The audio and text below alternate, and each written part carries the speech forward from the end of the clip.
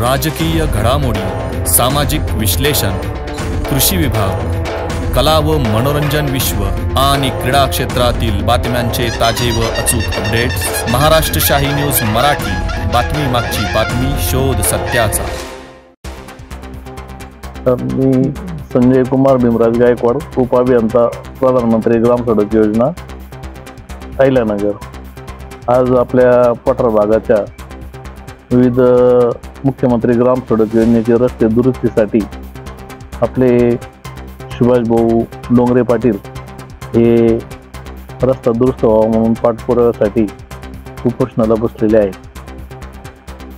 तर त्यांची पहिली मागणी जांबूत बुद्रुक, जांबूत खुर्द, पारनेर हद्द रस्ता, ह्या रस्त्याची जी दुरावस्था झाली आहे त्याची तो रस्ता त्वरित दुरुस्त करणे, की जेणेकरून लोकांना वाहतुकीसाठी सुरळीत होईल।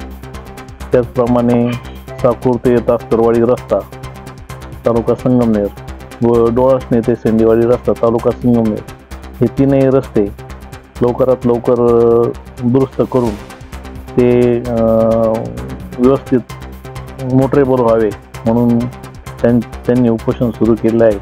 आपणही ते त्वरित आमचं कार्यालय सुद्धा त्यांच्या उपोषणाचे एकदम सिरियस घेऊन दखल घेऊन ते त्वरित आम्ही 8-10 दिवसातच सुरू मार्गी लावू आणि साधारणतः लवकरात लवकर पूर्ण कसे होतील व लोकांच्या सोयी कशा होतील हा प्रश्न आपण मार्गी लावू।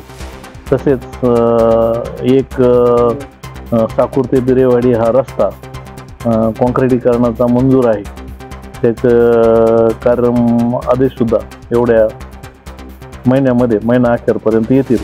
तोही रस्ता लोकांच्या सोयीसाठी लवकरच मार्गी लागेल। प्रश्न महत्त्वाचा असा आहे की ज्या ठिकाणी तातडीचे आपल्याला जे कामं करता येतील ते कामं ते आपले 4-8 दिवसात करून खरा मुद्दा त्यांनी जो मांडला मला पावसाचा, मग जे समजा डांबराचं काम आहे त्याच्यासाठी ते पाऊस झाल्यानंतर केलं असेल तर ठीक आहे, परंतु आता समजा खडे टाकून बुजवले तरी लोकांना जाण्या येण्याचा मार्ग मोकळा होते आणि ते खड्डे बुजवून देतील असं त्यांनी आश्वासन दिलेलं आहे।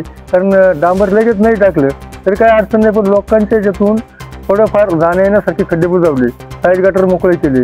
आता समजा उदाहरणार्थ त्यांनी सांगितले जाजू शेट कॉन्ट्रॅक्टरला फोन केला की बाबा त्या डोळसण्याच्या आणि तासगावची जी बस जाते जी लोकांची खरी समस्या होती ते त्यांनी मान्य केले, त्या 8 दिवसात करणार आहेत आणि ते करतीलही।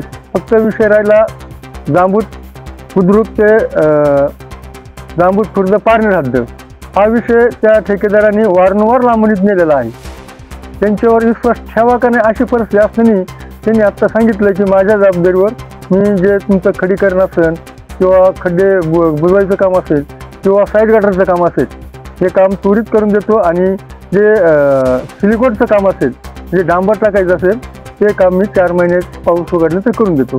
मी त्या डांबर टाकण्यासाठी 4 महिन्यासाठी थांबतोय, पण बाकीचं काम त्यांनी 15 ऑगस्टच्या आतमध्ये करावं अशी मी त्यांना विनंती करतो। जर त्यांनी 15 ऑगस्टच्या आतमध्ये केलं नाही तर 15 ऑगस्टला मी या ठिकाणी परत उपोषणाला बसेन। महाराष्ट्र शाही न्यूज मराठी, बातमी मागची बातमी, शोध सत्याचा।